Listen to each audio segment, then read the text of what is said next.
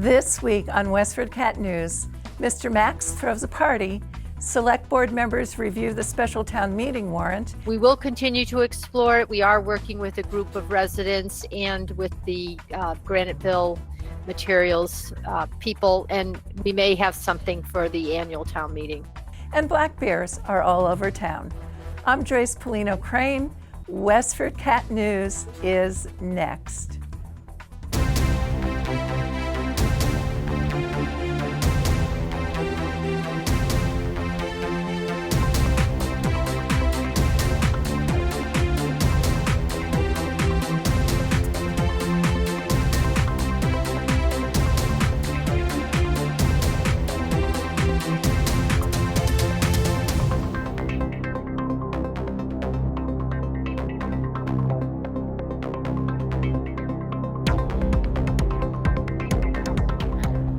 Parents, here's the news you've been waiting for: how to safely participate in Halloween activities. Health Director Jeffrey Stevens just released his recommendations on September 30th. By a vote of 5-0, Board of Health members are recommending that the town adopt the modifications listed by the Centers for Disease Control. Find the details on westfordcatnews.org. In preparation for the upcoming special town meeting, select board members reviewed several citizens' petitions and warrant articles on September 29th. Beginning with Article 6, the board members voted to recommend a request for capital funding of $11,186,000. Article 7 seeks to reduce the amount raised by taxes in fiscal 2021. Select board members voted to recommend the measure 5-0. The second Monday in October may now be called Indigenous Peoples' Day instead of Columbus Day. Article 11 won the approval of 3 select board members. Mark Cost and Scott Hazelton abstained. Article 12 will be dismissed on the town meeting floor. This petitioner was seeking an alcohol license, but in light of the impact of COVID-19 on the economy, he withdrew the measure, according to town manager Jody Ross. He is no longer interested in pursuing this, but because it is a citizen petition, it does need to go to town meeting, and someone can make a motion to dismiss it. Okay. I did talk to Gary Lavelle, and he said that due to COVID, he thinks he's going to hold off for a while and see what the future holds. Regarding Article 13, a petitioner sought to change wording in the Memorandum of Understanding between the town and WestfordCAT. The language would guarantee news coverage as a fundamental function provided by this TV station. Select Board member Tom Clay recommended the petitioner file a resolution on the floor of town meeting. Full disclosure, this article was filed by my partner, Ray Muscola.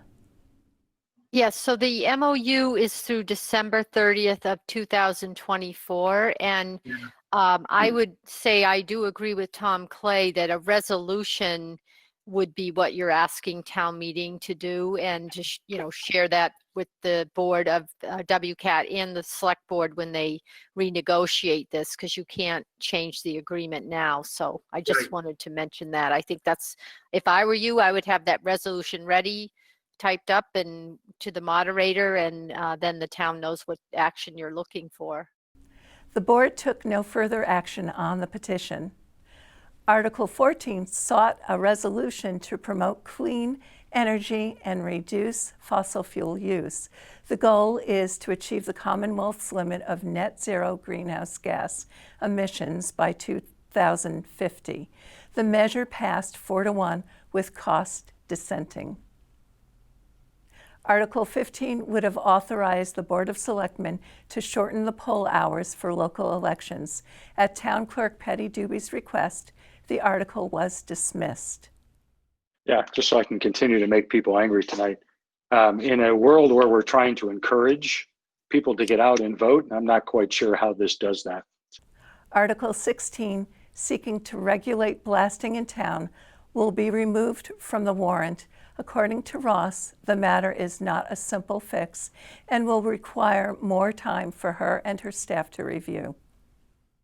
This is very complex and state regulated.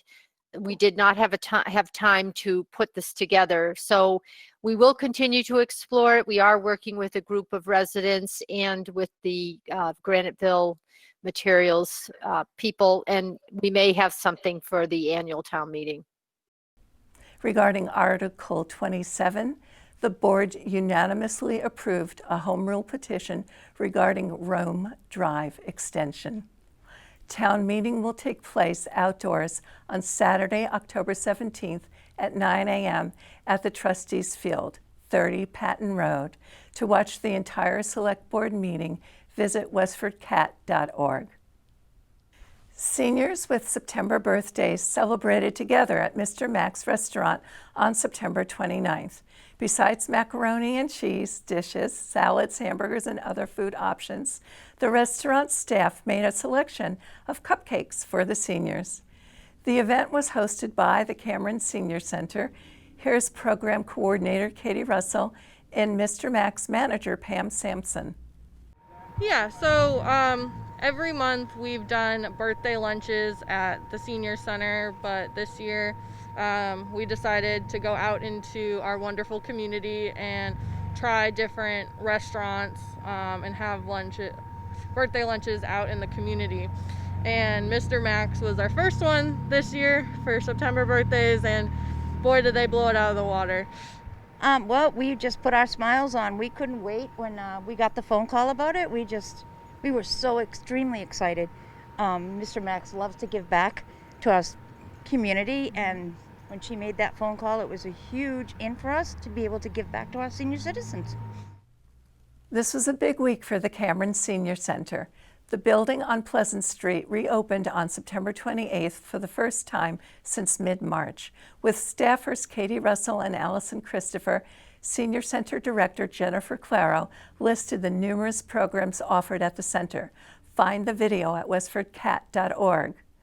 Christopher, who is the town's social worker, recently helped to create a 3-year rental assistance program with Cameron board members.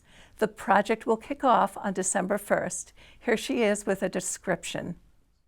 And the goal of the program is really to assist a small number of households. It's going to be geared toward 5 households.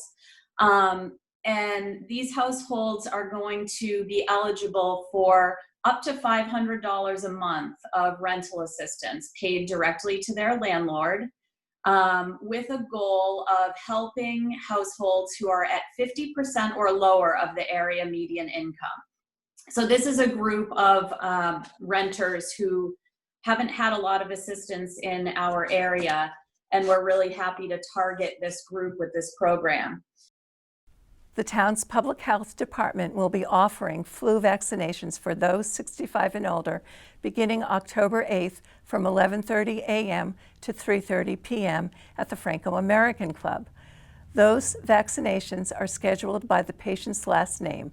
There will also be 2 drive-through clinics held at the Westford Water Department. Those are scheduled for October 15th and October 22nd from 4 to 7 p.m. On September 23rd, Westford Public Health Nurse Gail Johnson discussed with WestfordCAT's Patty Stucker how the Westford Health Department has been handling COVID-19 case investigations and the latest methods of contact tracing. If you get tested and you are positive for COVID, it goes into the state's database. I then open that case up, and then I start my case investigation.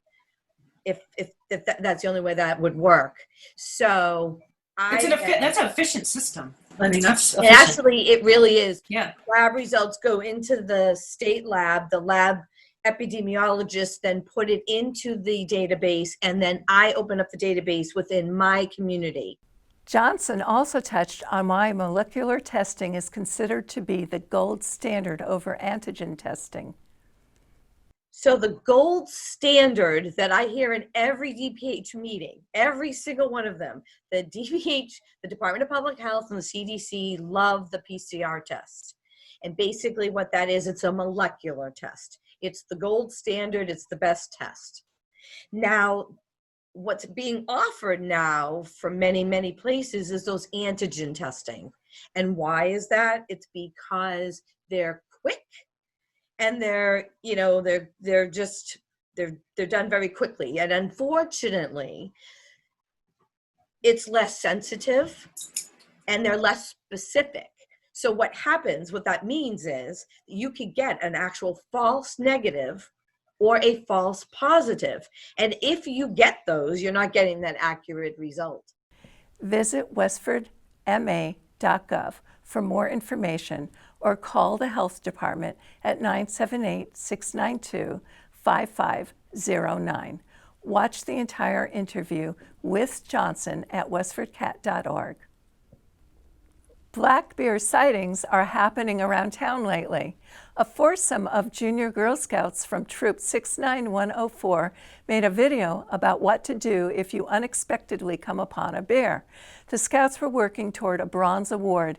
Here's a clip from the video they made with kudos to the actor who played the bear.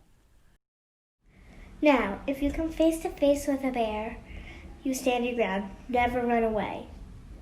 Make yourself as big as possible and try spreading out your arms and legs. Remain calm. If you get the bear away, remove whatever attracted it.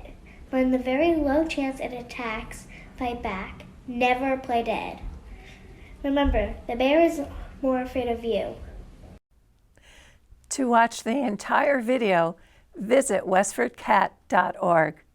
That's it for now, Westford. I'm Joyce Polino Crane, and you're watching Westford Cat News.